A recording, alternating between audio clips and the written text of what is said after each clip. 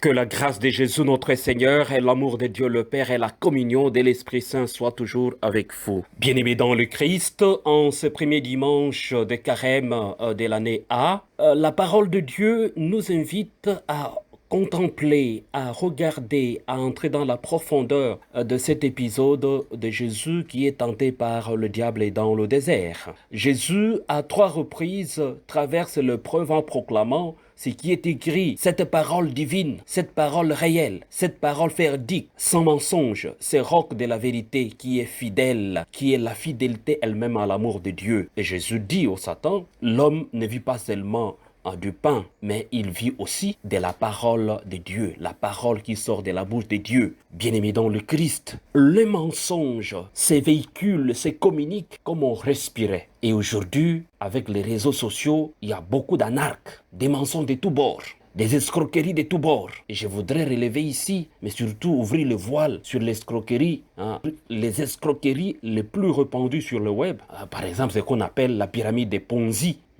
L'économie pyramidale ou pyramide de Ponzi trouve ses débuts en 1919 avec son fondateur, l'italien Charles Ponzi. Ça, c'est pour l'information. Celui-ci avait mis en place un système à travers lequel il invitait des gens à investir dans une société qui n'a pas de nom, qui sert de fenêtre à son anarque contre des promesses de tous bords.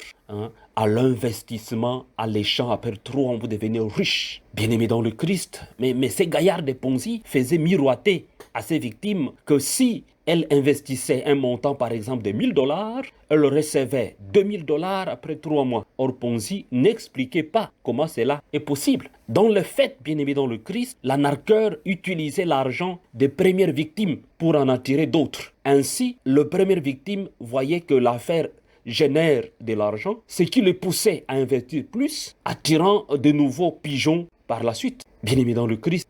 Mais concrètement, c'est quoi cette histoire? Le seul gagnant dans le système de Ponzi est celui qui se trouve à la tête de la pyramide, car il détient les ressources de premiers investisseurs, ainsi que ceux qui viendront par la suite. Dans les cas où il n'y a plus de nouveaux investisseurs, la pyramide s'écroule et les victimes voient leur argent partir en fumée. Dans bien des pays, dans bien des villages, dans bien des sociétés, l'escroquerie continue à faire son chemin. Et les gens continuent à se faire tromper avec des réalités alléchantes qui n'ont ni tête ni queue. Bien-aimés dans le Christ, c'est ça les mensonges qu'utilise Satan pour dire, si tu es le Fils de Dieu, prie que ces pierres se transforment en pain. Des promesses comme ça, inutiles. Et l'appétit des biens matériels, justement, nous piège. Et nous tombons dans ces pièges. Beaucoup de personnes ont vu leur argent partir en fumée à cause des mensonges. Le temps de carême, nous devons jeter le mensonge très loin. Le temps de carême, c'est écouter la parole de Dieu et la mettre en pratique. Trouver des sources neuves, trouver des stratégies concrètes pour mener notre combat spirituel. Bien-aimés dans le Christ. Aux deuxième épreuve, Jésus dit au Satan, tu ne mettras pas à l'épreuve le Seigneur ton Dieu. Voyez, tu ne peux pas le mettre à l'épreuve. Et ça, c'est la réalité, justement, de pouvoir pour pouvoir. Bien-aimé dans le Christ, nous savons que dans le livre de la Genèse, le serpent promet à la femme, si vous mangez ces fruits, vous ne mourrez pas. Vos yeux s'ouvriront et vous serez comme des dieux. À Jésus, le tentateur promet tous les royaumes de la terre avec leur gloire. Une promesse alléchante, puisque le désir de la femme bien-aimée dans le Christ pourrait être satisfait immédiatement. Quant au Christ Jésus, les tentateurs imaginent qu'il est assoiffé de pouvoir, comme lui. Il essaye donc de le séduire par une promesse de pouvoir, promesse alléchante, mais fallacieuse, puisque la promesse de l'immortalité conduit à la mort, et que la promesse des royautés aurait conduit le Christ à l'asservissement. Bien-aimé dans le Christ. Le tentateur, en effet, avait mis une condition, que le Christ se prosterne devant lui, évidemment. En fait, c'est l'échec. Aujourd'hui, des compromis de tous bords.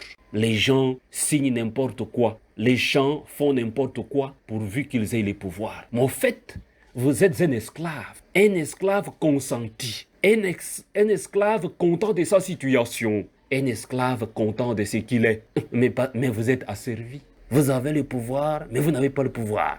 Les tentateurs, il dit que Jésus, tu te prosternes, je vais te donner tous ces royaumes.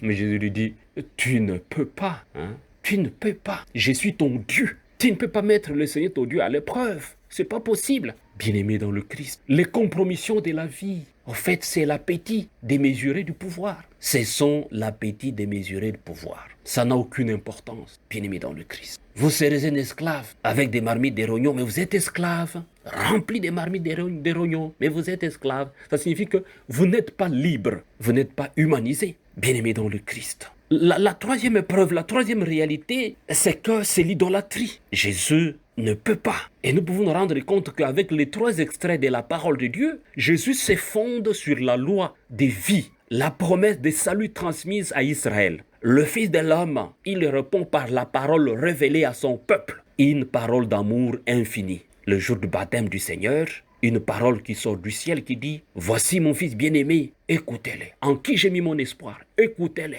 C'est le bien-aimé qu'il faut écouter. La réalité de l'amour infini de Dieu. Au désert, Jésus a ainsi assumé son humanité à travers une parole libre, une parole concrète, une parole véridique, une parole donnée. La parole libre face à Dieu parce qu'il a refusé l'idolâtrie. Parole véridique au regard de lui-même, car il assume la précarité de sa condition humaine. Parole véritablement donnée, car il a renoncé à toute forme de relation aux autres fondées sur le pouvoir, les relations de pouvoir pour pouvoir. Il en a refusé. Jésus est notre modèle. Le combat spirituel dans le carême, Jésus nous présente des stratégies, nous présente tous ces éléments qui sont fondés sur la parole de Dieu. Écoutons la parole de Dieu dans sa profondeur. Ainsi, nous serons des personnes libres et humanisées. Jésus est lui-même cette parole du Père, affinée à travers l'épreuve du désert,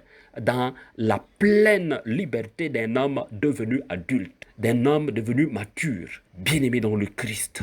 Ne nous laissons pas berner, bercer par n'importe quoi dans le monde actuel qui ne vit qu'au présent et n'aime pas trop l'effort. Oui? La vie facile, les gens veulent gagner une vie facile.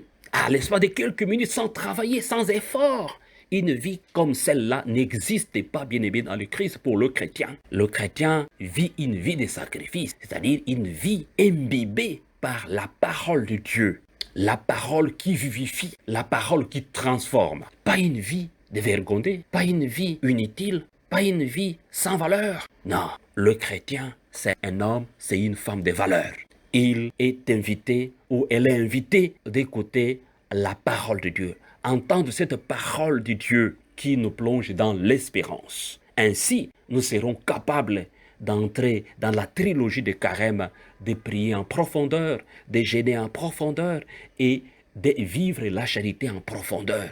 Ainsi, devenir des personnes d'une parole libre, devenir des personnes libérées, des personnes de joie, des personnes qui incarnent de la paix intérieure, pas des personnes qui sont dans l'inquiétude, non, les personnes de la quiétude qui dégagent une paix intérieure, la joie de vivre avec le Christ. Recevez la bénédiction du Seigneur au nom du Père et du Fils et du Saint-Esprit. Amen.